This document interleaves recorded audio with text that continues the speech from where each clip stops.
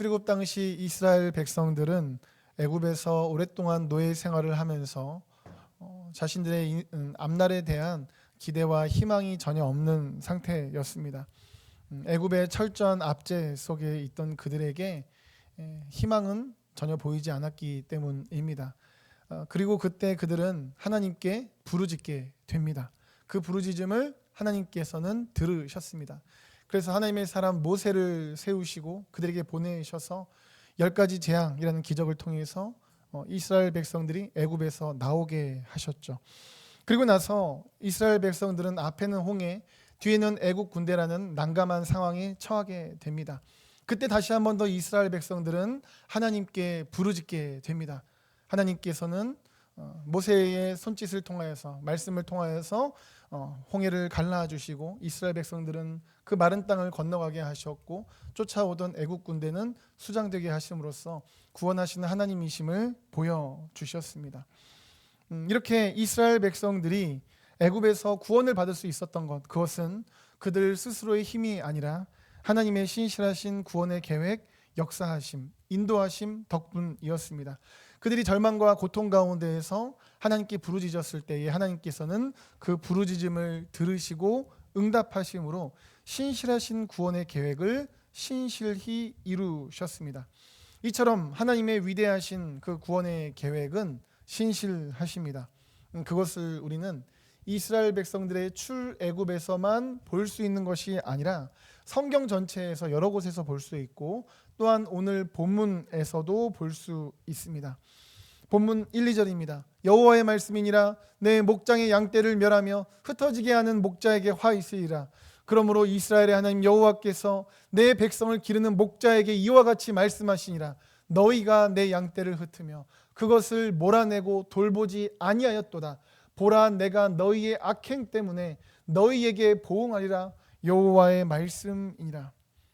지금 하나님께서는 분노하고 계십니다. 그 이유는 유다의 왕들이, 여기서는 이 목자들이라고 지칭되고 있죠, 하나님께서 맡기신 백성들을 하나님 앞에서 제대로 다스리지 못했기 때문입니다. 심지어 죄를 더 많이 저질렀습니다. 그 죄의 대가로 지금 이스라엘 민족이 하나님의 심판을 향해서 나아가고 있는 것입니다. 멸망하고 흩어지고 있어요. 그래서 하나님의 분노가 말씀을 보시면 누구를 향하고 있습니까?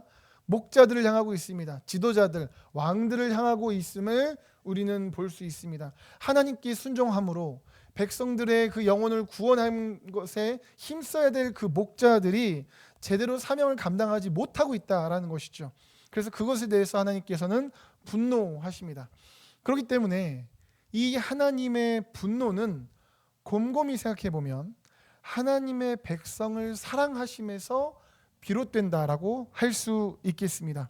하나님께서 자신의 백성들을 사랑하시고 자신의 백성들을 은혜로 이끄시기를 원하시는 마음으로 가득하셨기 때문에 그 구원의 계획을 따라 섬기지 않았던 목자들을 향하여 하나님께서 진노하셨던 것이죠. 그래서 말씀을 다시 보시면 하나님의 백성들에 대해서 어떻게 말씀하십니까? 내 목장의 양떼다, 내 백성이다, 내 양떼다, 하나님의 소유됨을, 하나님의 것임을 고백하고 계신 것을, 선포하신 것을 볼 수 있습니다. 그렇습니다. 하나님께서는 죄로 인해서 뿔뿔이 흩어지고 멸망을 향해 나아가고 있었던 그 이스라엘 백성들, 그들을 여전히 신실하게 사랑하고 자신의 소유로 삼고 계셨다라는 것이죠.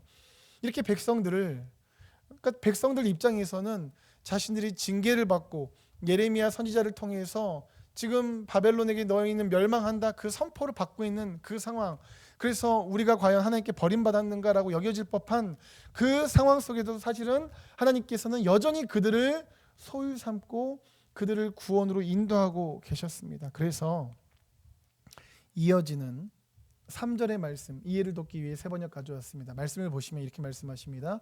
이제는 내가 친히 내 양떼 가운데서 남은 양들을 모으겠다.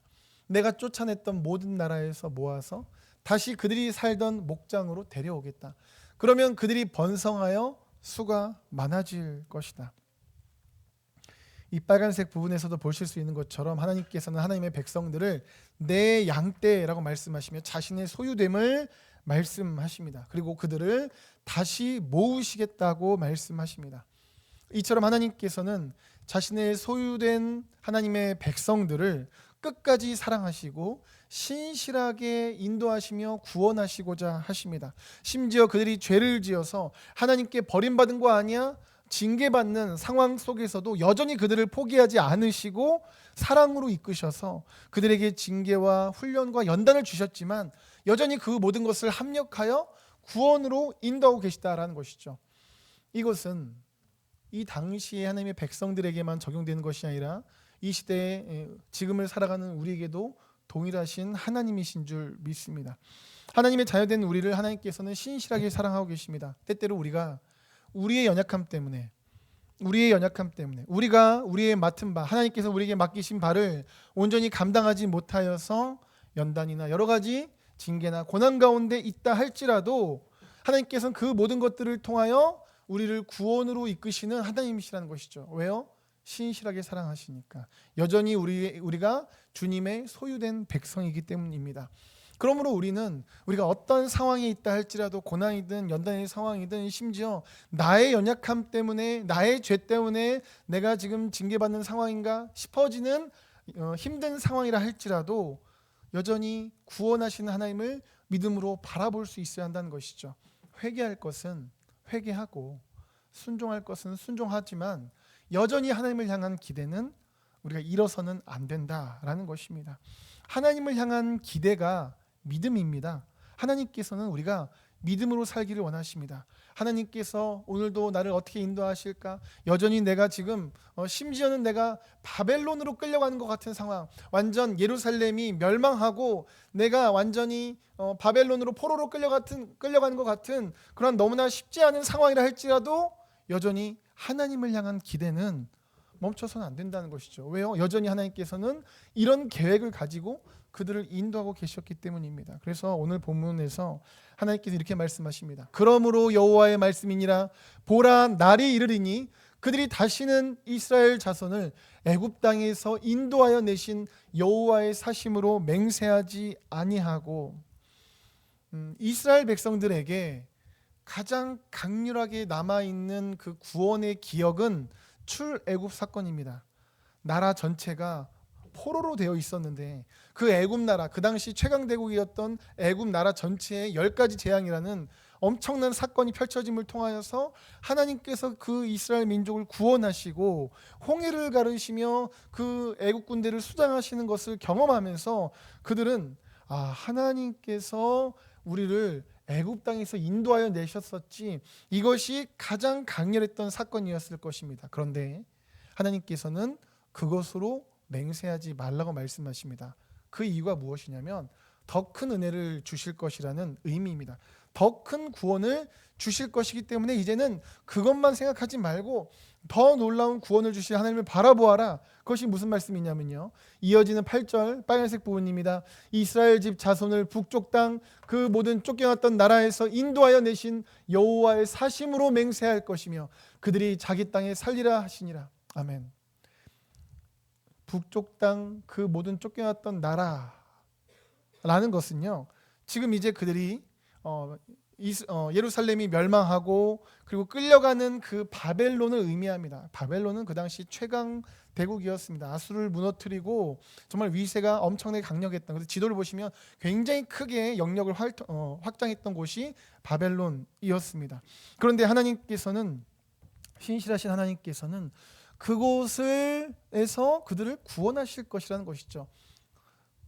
당시에 나라가 멸망하면서 자신들의 죄 때문에 하나님께 징계받는 것을 아는 상태에서 하나님께서 다시 그 바벨론을 멸망시키시고 우리를 구원하실 것이, 이것은 그들이 상상할 수 없던 일이었습니다. 그렇지만 이 말씀을 약속하셨던 하나님께서는 실제로 말씀대로 행하셔서 바벨론에서 그 백성들을 구원하시고 하나님의 백성들은 회복되게 된다라는 것이죠. 이처럼 하나님께서는 신실하신 구원자이십니다. 과거에 구원하셨던 은혜만 기억하게 하시는 것이 아니라 앞으로 또한 어떤 일들을 행하실지를 믿음으로 바라보게 하시는 분이십니다. 이것은 우리에게 역시 마찬가지입니다. 하나님께서는 우리가 과거에 받았던 은혜들이 있죠. 과거에 내가 복음을 처음 듣고 믿고 거듭나며 하나님 앞에 감격했던 순간들, 그 외에도 여러 가지 인생 가운데 하나님이 주셨던 놀라운 구원의 은혜들이 있습니다. 그런데 하나님께서는 그것만 기억할 것이 아니라 앞으로 하나님께서 주실 그 은혜를 바라보기를 원하십니다. 하나님의 구원의 은혜는 과거에만 있는 것이 아니라 지금도 앞으로도 있거든요. 그래서 성경은 우리에게 말씀합니다. 로마서 8장 28절 왼쪽 부분부터 보시면 우리가 알거니와 하나님을 사랑하는 자 곧 그의 뜻대로 부르심을 입은 자들에게는 모든 것이 합력하여 선을 이루느니라 말씀하십니다. 하나님께서 부르신 하나님의 자녀들, 하나님이 택하신 그 사랑하는 자녀들은 모든 일들이 합력하여 선을 이룬다 말씀합니다. 고난과 연단의 시간, 죄로 인해서, 실수로 인해서, 연약함으로 인해서 넘어지는 그 순간들이 있다 할지라도 그 모든 것들이 합하여져서 합력하여서 선을 이룬다는 것이죠. 그렇다면 여기서 말씀하고 있는 이 선이란 무엇일까요? 물론 중간중간 이 땅을 살아가며 여러 과정들이 있겠지만 궁극적으로는 이것입니다. 바로 이어지는 문맥에서 30절 말씀입니다. 또 미리 정하신 그들을, 오른쪽입니다. 또한 부르시고 부르신 그들을 또한 의롭다 하시고 의롭다 하신 그들을 또한 영화롭게 하셨느니라. 영화롭게 되었다라는 것은 마지막 날 주님 앞에 갔을 때에 일어난 일입니다. 결국 이것은 마지막 날 주님이 다시 오셔서 구원받아 이제 천국으로 가는 그것을 말씀하고 있습니다. 그리고 그것이 바로 모든 것이 합력하여 이루는 선입니다. 그렇습니다. 우리가 복음을 듣고 믿어 사망에서 생명으로 이미 옮겼지만 여전히 죄성 있는 우리는 이 땅을 살아가며 넘어질 때도 있고 쓰러질 때도 있습니다. 고난 가운데에서 마음이 흔들릴 때도 있고 연약한 우리입니다. 그래서 때로는 오늘 본문의 유다 백성들과 같이 죄로 인해서, 내 죄로 인해서 내가 감당해야 될 사명을 감당하지 못해서 받는 여러 가지 연단, 고난이 있을 수도 있습니다. 그러나 그 모든 것은 합력하여 결국 선을 이룹니다. 결국은 우리가 사랑하시는 우리가 사랑하는 그 주님께서는 마지막 날이 되면 이 연약한 우리이지만 거듭났지만 여전히 연약한 모습으로 살아가는 우리이지만 마지막 날이 되면 그 주님께서 오셔서 우리를 영화롭게 하실 것입니다. 구원하시고 영원토록 주님과 함께 천국에 있게 하실 것입니다. 그러므로 하나님의 자녀가 이 땅을 살아가며 여러 일들이 있겠지만 우리는 믿음으로 바라봐야 하죠. 이 모든 일들이 합력하여 결국은 내가 하나님의 나라를 향해서 나아가는구나 바라보아야 할 것입니다. 그래서 예수님께서는 이렇게 말씀하셨습니다. 마태복음 24장 30절부터 보시면 그때 인자의 징조가 하늘에서 보이겠고 그때 땅의 모든 족속들이 통곡하며 그들이 인자가 구름을 타고 능력과 큰 영광으로 오는 것을 보리라.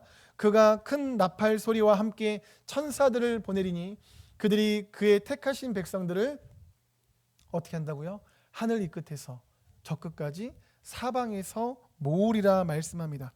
이 말씀은 마지막 날 주님께서 오셔서 행하시는 일들에 대한 말씀입니다. 주님께서는 마지막 날 다시 오셔서 하나님의 백성들을 모으시겠다라고 말씀합니다.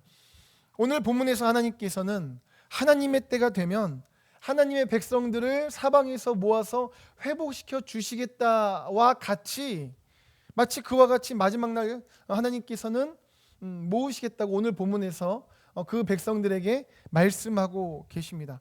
그러므로 본문 속 유다 백성들이 깊은 고난이겠죠. 포로니까요. 자신의 나라가 아니라 이방 나라로 끌려갔으니까 힘들겠죠. 깊은 고난이 있겠죠. 그렇지만 하나님께서 약속하셨죠. 다시 구원해 주겠다. 너희들을 모아서 나라를 회복시켜 주겠다. 약속하신 것을 바라보며 살아가야 하는 것처럼 이 땅을 살아가는 우리도 마찬가지입니다. 때때로 말할 수 없는 연단과 고난이 있다 할지라도 우리의 죄 때문에 마치 바벨론의 포로로 끌려가 같이 어려운 상황이 있다 할지라도 결국은 합력하여 구원을 이루실 주님을, 예수님을 바라보아야 할 것입니다. 그래서 우리가 가진 성경 제일 마지막 부분에서는 이렇게 말씀하시죠. 요한계시록 22장 20절입니다. 이 모든 계시를 증언하시는 분이 이렇게 말씀하셨습니다. 그렇다, 내가 곧 가겠다. 아멘. 오십시오, 주 예수님. 말씀합니다. 주님께서는 다시 오시겠다 약속하셨습니다. 성경은 그럴 때 우리가 어떻게 해야 되는가? 아멘, 주 예수님 오십시오. 그 오실 주님을 바라봄으로 살아가야 된다라고 말씀하고 있습니다. 이 말씀 앞에 우리 자신들을 돌아봅시다. 여러분들께서는 하나님의 신실하신 구원의 계획을 감사하고 있습니까? 때로는 우리가 하나님의 구원의 그 계획을 너무나도 당연하게 여깁니다. 하나님께서 우리에게 엄청난 사랑과 은혜, 희생을 부어주셨지만 우리는 그것을 때때로 당연히 여길 때가 있습니다. 그러면 안 되죠. 우리가 그 놀라운 그 구원의 은혜를 감사할 수 있어야 됩니다. 심지어 우리가 하나님께서는 심지어 우리가 죄로 인해서 하나님과 멀어질 때에도 그분은 포기하지 않으십니다. 우리는 죄 때문에 마치 하나님이 안 계신 것처럼 우리 마음대로 살아도 하나님은 여전히 그 자리에 서서 우리를 신실한 그 구원의 은혜로 인도하시고자 하십니다. 어떠십니까? 우리 성도님들께서는 하나님의 구원에 대해서 진심으로 마음 깊이서 정말 감사하는 마음이 있으십니까? 혹시 당연히 여기거나 알긴 아는데 감사까지는 잘 모르겠다 이런 마음이십니까? 우리는 하나님의 신실하신 사랑을 기억하며 이 감사함으로 나가야 합니다. 이 구원의 이야기는 또한 단지 과거의 사건만이 아니라 오늘날 우리에게도 적용이 되고 앞으로도 펼쳐질 일입니다. 이러한 구원의 하나님을 우리가 믿을 때 우리 속에서 감사가 터져 나오죠. 사실 오늘 본문 당시 유다 백성들 입장에서는 이전에 출애굽의 은혜를 주셨던 하나님께서 나중에 지금 우리가 바벨론으로 끌려가고 있는데 이 바벨론으로부터 건져주실 것이다 라는 믿음을 갖는 일이 사실은 굉장히 어려운 일이었습니다. 아니 과거에도 이렇게 해주셨으면 앞으로도 해주시겠지라는 이것이 사실 그들 입장에서 어려웠습니다. 왜냐하면 그 당시 그들에게 바벨론은 너무 거대해 보였고 그들이 겪는 그 상황은 그들에게 전부였기 때문입니다. 하지만 성경을 통해서 또한 우리가 역사를 통해서 알듯이 하나님께서 약속하셨던 방법대로 그들을 구원하셨습니다. 그래서 아예 출애굽의 하나님만 바라보지 말고 앞으로 구원하실 하나님을 바라봄으로 나아가라고 말씀하셨던 것입니다. 이것은 우리 역시 마찬가지여야 합니다. 예수님께서 우리를 위해서 십자가에서 죽으시고 부활하심으로 우리의 모든 죄를 사하셨습니다. 우리가 그 십자가를 바라보며 살아야 합니다. 네, 맞습니다. 그 십자가를 바라보며 살아야 합니다. 그런데 동시에 앞으로 마지막 날이 되면 다시 오셔서 연약하고 죄 많고 넘어지고 쓰러진 우리, 그렇지만 그 주님을 믿는 믿음으로 살아가는 우리를 구원하셔서 영화롭게 하셔서 주님과 함께 영원토록 천국에 거하게 하실 그 주님도 바라보아야 합니다. 우리는 어쩌면 그 당시에 이스라엘 백성들과 같을 수 있습니다. 바벨론이 얼마나 거대한데 바벨론밖에 안 보이는 거죠. 그와 같이 우리가 예수님 때문에 구원받았어 믿지만 너무 이 땅이 커 보이는 거죠. 내 상황이 너무 큽니다. 그러니까 주님께서 마지막 날 다시 오셔서 우리를 부르셔서 천국에서 영원히 함께 하실 거야. 이것을 못 보고 사는 경우들이 너무나 많다라는 것입니다. 하지만 그 주님을 바라보면 우리를 위해서 십자가에서 죽으시고 부활하신 주님뿐만이 아니라 마지막 날 다시 오셔서 우리를 구원하실 그 주님을 바라보면 우리 속에서는 진정한 감사가 흘러나오게 될 것입니다. 그래서 오늘 본문에서는 그 메시아 되시는 주님을 바라보게 합니다. 5절입니다. 여호와의 말씀이니라. 보라, 때가 이르리니 내가 다윗에게 한 의로운 가지를 일으킬 것이라. 그가 왕이 되어 지혜롭게 다스리며 세상에서 정의와 공의를 행할 것이며. 하나님께서는 다윗에게, 두 번째 줄이죠, 다윗에게 한 의로운 가지를 일으킬 것이다. 그가 왕이다, 의로운 왕이다 라고, 지혜로운 왕이다 말씀하십니다. 이 약속은 단순히 어떠한 사람을 지칭하는 것이 아닙니다. 온 인류를 구원하실 메시아를 예언하는 말씀입니다. 다윗의 집안에서 나올 이 가지는 구원의 유일한 길 되시는 예수님을 의미합니다. 이러한 예언은 성경에 여러 곳에 나옵니다. 그 중에 하나만 보자면 이사야서 11장 1절입니다. 이새의 줄기에서 한 싹이 나며 그 뿌리에서 한 가지가 나서 결실할 것이요 말씀하고 있죠. 이새가 누구죠? 다윗의 아버지죠. 결국 같은 집안이죠. 네, 다윗에게서 한 가지가 난 것처럼 결국은 다윗의 집안에서 싹이나 가지가 나서 결실할 것이다 말씀합니다.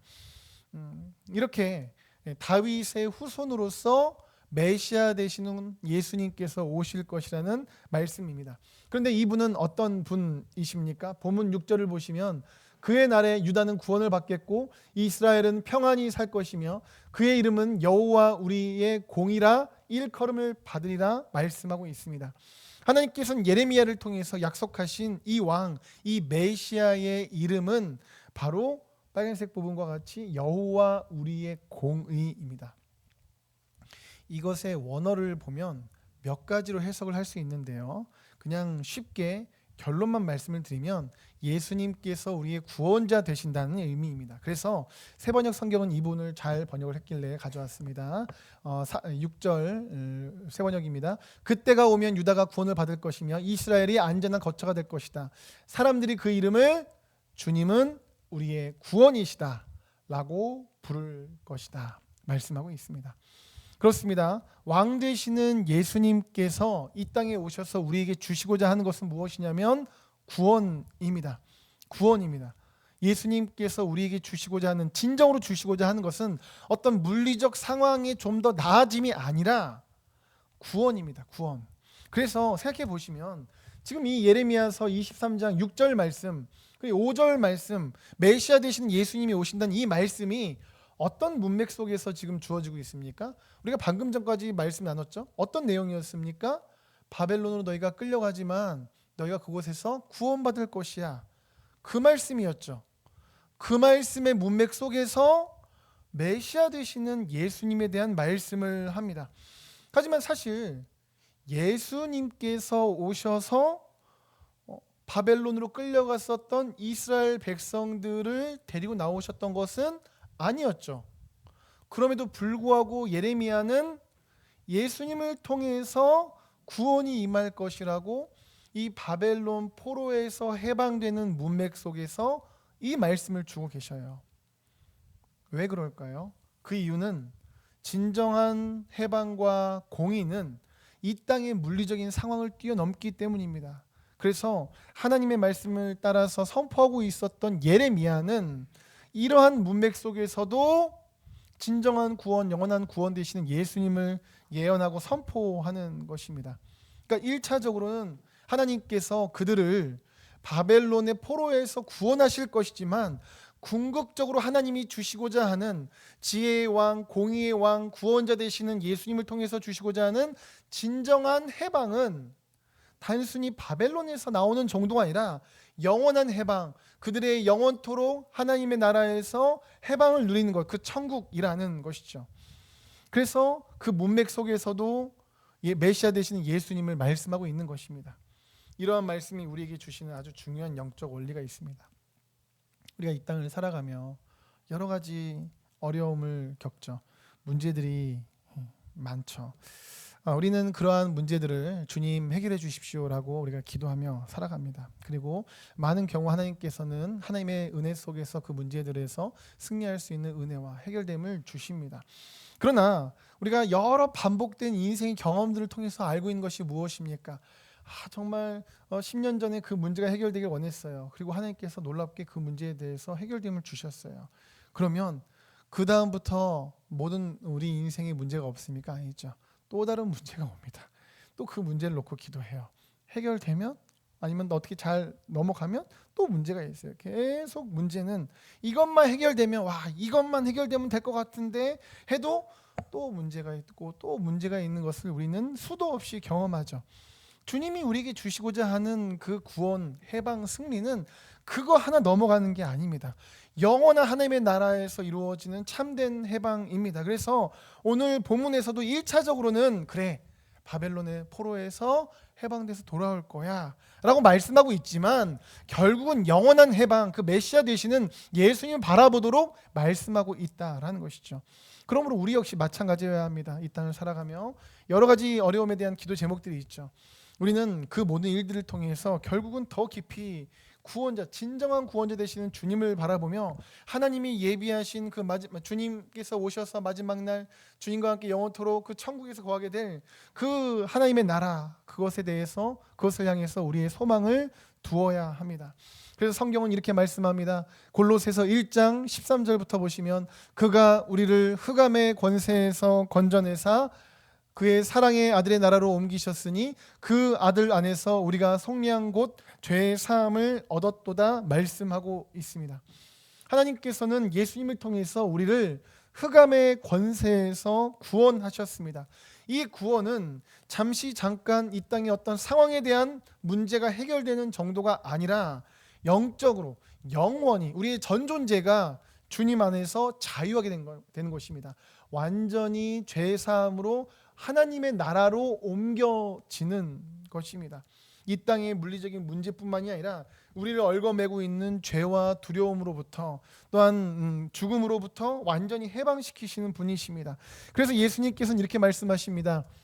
요한복음 8장 36절 말씀입니다. 그러므로 아들이 너희를 자유롭게 하면 너희가 참으로 자유로우리라 말씀하십니다.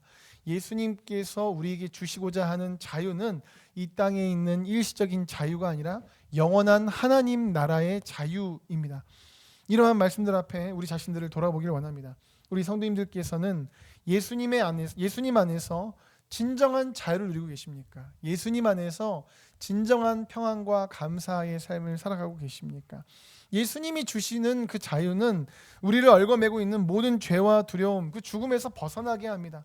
그러나 우리는 종종 과거의 상처, 현재의 염려, 미래에 대한 염려에 붙잡혀서 진정한 자유를 누리지 못하고 있습니다. 주님께서는 우리가 그 모든 염려를 주 앞에 맡기기를 원하십니다. 베드로전서 5장 7절입니다. 너희 염려를 다 주께 맡기라. 이는 그가 너희를 돌보심이라. 아멘. 창조주 하나님께서 우리를 돌보십니다. 그 하나님께서 신실한 구원의 은혜로 우리가 연약하도 넘어져도 주님의 자녀라면 정말 주님의 소유된 백성임을 선포하시면서 신실하게 구원으로 모든 일들을 합력하여 결국은 그 천국으로 우리를 인도하십니다. 우리가 주님을 믿는다라는 것은 그 주님을 향한 기대를 꺾지 않는 것입니다. 그 주님이 우리를 돌보시고 결국은 천국으로 인도하실 것이라는 것을 믿는 것입니다. 그러므로 우리가 그 주님을 믿는다면, 우리를 돌보시는 것을 믿는다면 우리의 염려와 걱정과 근심을 다 맡겨야 합니다. 이것은 단순히 심리적 차원의 것이 아닙니다. 영적 전투 차원의 것입니다. 그래서 이 염려를 다 맡기란 이 말씀에 이어지는 말씀들을 보시면 이 주님께 염려를 다 맡기는 것과 마귀를 대적해서 싸우는 것을 연결시키고 있습니다. 베드로전서 7절이었죠. 8, 9절입니다. 근신하라 깨어라. 너희 대적 마귀가 오는 사자같이 두루 다니며 삼킬 자를 찾나니 너희는 믿음을 굳건하게 하여 그를 대적하라. 이는 세상에 있는 너희 형제들도 동일한 고난을 당한 줄 알미라. 고난이 있습니다. 고난이 있습니다. 고난이 있습니다. 그런데 그 상황 속에서 이것을 영적으로 분별할 때에 정신 차리라는 뜻이거든요. 정신 차려서 영적으로 깨어 있게 되면 그것은 뭐냐면 믿음을 굳건하게 하는 겁니다. 근데 이것이 문맥 속에 보면 결국은 하나님을 믿는 것으로 연결되고 있다는 것이죠. 돌보시는 하나님을 믿는 것이 영적으로 깨어 있는 것이며, 그것이 우리를 넘어뜨리려고 하는, 우리에게 두려움을 줘서 똑같은 상황이어도 마음이 무너져 버리면 어떻습니까? 똑같은 상황이어도 감사할 수 있는 것이 전혀 보이지 않고 그냥 좌절, 절망만 보이지 않습니까? 근데 우리가 주님을 돌보시는 하나님께 염려를 다 맡기고 그분을 믿는 믿음으로 나아갈 때에 우리는 영적 전투를 치르고 있는 것이고 이미 주어진 승리를 향해 나아가는 것입니다. 그러므로 우리 모든 성도님들께서 영적으로 깨어 있으시기를 예수님 이름으로 축복합니다. 다가오는 상황에 대한 인간적인 감정에만 집중하여서 내 마음이 지금 이렇네 받아들이고, 내 마음 가운데 이런 인간적인 마음이 올라오네 받아들이는 것이 아니라 대체 하나님이 나에게 주시고자 하는 것은 마음은 무엇인가? 지금 이 상황을 통해서 마귀는 나를 어떻게 하려고 할까를 분별하시고 돌보시는 하나님을 모든 걸 맡기고 그분을 믿는 믿음으로 살아가시기를 예수님 이름으로 축복합니다. 그래서 예수님이 주시는 진정한 자유, 진정한 해방, 진정한 평안, 진정한 감사가 넘치는 귀한 인생들, 가정들, 삶의 터전들 되시기를 예수님의 이름으로 축복합니다.